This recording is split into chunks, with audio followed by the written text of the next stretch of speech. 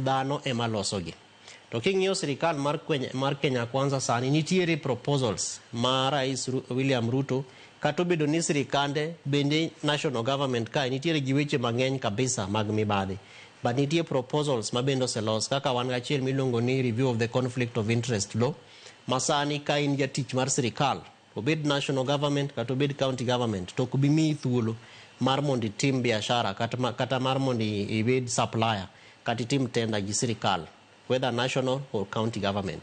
Then bende wantiere gi chike moko bende kaka mag king'iyo assets recovery ma samoro jogo mosekwalo pesa. Wan gi active case kaka mar Homa Bay mar Migori County, former governor Okoth Obado manodhi e court to wacho ni anta yie gik muwachogi to bende kaka wanyalo timo koro alternative dispute resolution kata out of court settlements. To king'iyo kaka pesa go pod gibedo recovered to ng'enyne wajapenjo ni to samuse recover pesa kata assets mag ng'at ma nigi case mar mibadhi to da kunyise jopiny ndara ma pesni gi osegero kata employment opportunities industries mopogore opogore ma pesni gi oseloso. Omiyo kata mana ka nitiere chik Trevor but gin chike mabeyo but again implementation aspects particularly nikech mago gin gik mitimo gi dhano. To king'iyo katiba marwa ni bende article 10 ma ene chapter 6 omiyo weche mag national values and principles. Koro ipenje ni to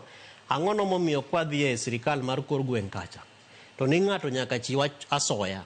To report mar EACC no ne nyisowa ni asoya ichiwe e tienge adek. Ni nitie ng'ama chiwo achiwa asoya nikech en ong'eyo ni gimodhi omi ofis cha ok obi yudo unless ochiwo asoya. Then nitiere ng'ama chiwo asoya nikech okwaye. Koro nyise ni kidwa passport ni omiwa siling 10,000 mondi eka mondo wami gini.